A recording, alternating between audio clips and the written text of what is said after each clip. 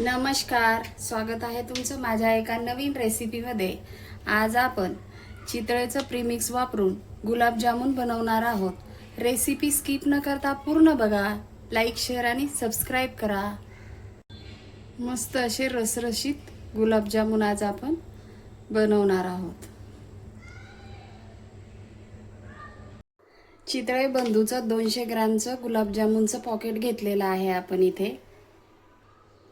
साध्या आणि सोप्या पद्धतीने मस्त असे रसरशीत गुलाबजामुन कसे बनवायचे आज आपण ते बघणार आहोत।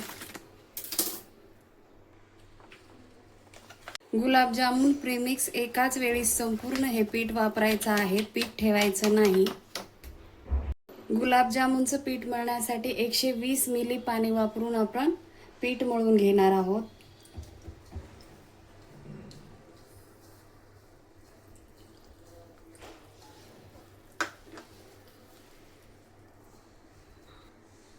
एकदम पाणी न घालता आपल्याला थोडं थोडं पाणी घालून पीठ मळून घ्यायचं आहे।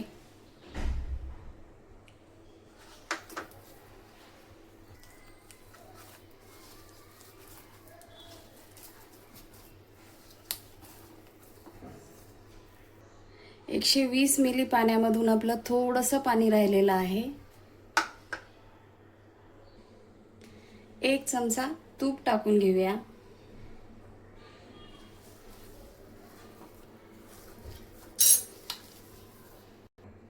तूप घातल्यामुळे गुलाबजामुनला चिरा पडत नाही। आता आपण गुलाबजामुन करून घेऊया।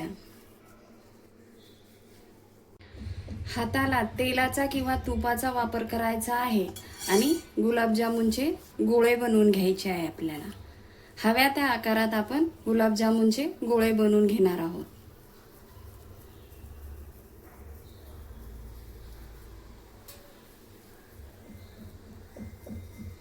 अशा प्रकारे सगळे गुलाबजामुन बनवून घेऊया।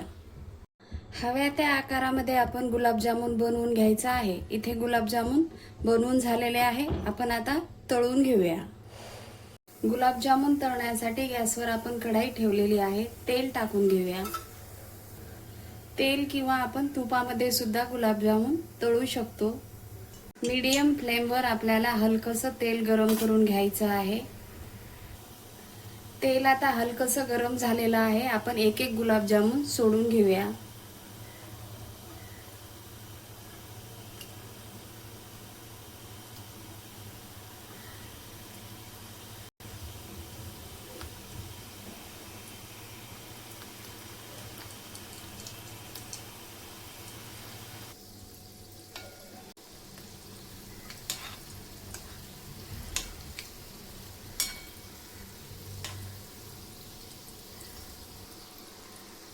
बुडबुडे येतील एवढंच तेल आपल्याला गरम करायचं आहे आणि मंद फ्लेमवर आपण गुलाबजामुन तळून घेणार आहोत।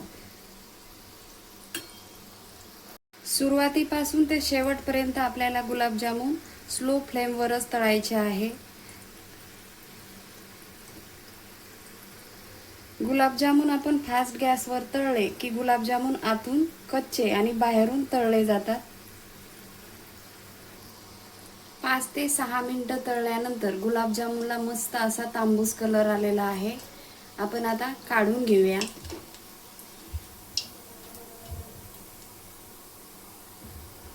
अशा प्रकारे आपल्याला सगळे गुलाबजामुन तळून घ्यायचे आहे।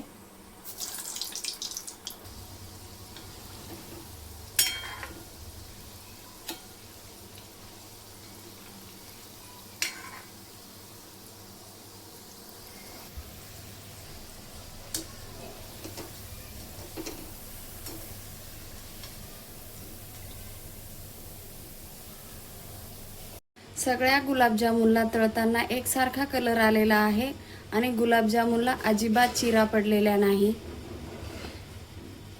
गुलाबजामुनसाठी आता आपण पाक बनवून घेऊया।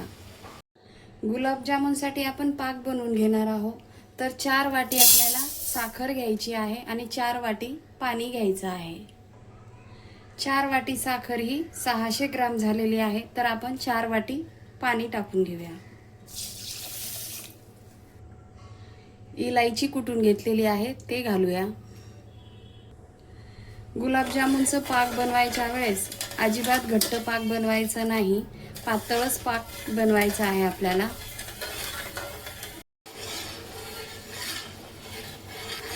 7 ते 8 मिनिटं आपण हे गुलाबजामुनचं पाक उकळून घेतलेलं आहे.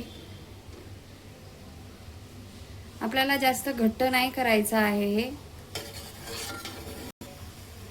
गॅस आता आपण बंद करून घेऊया.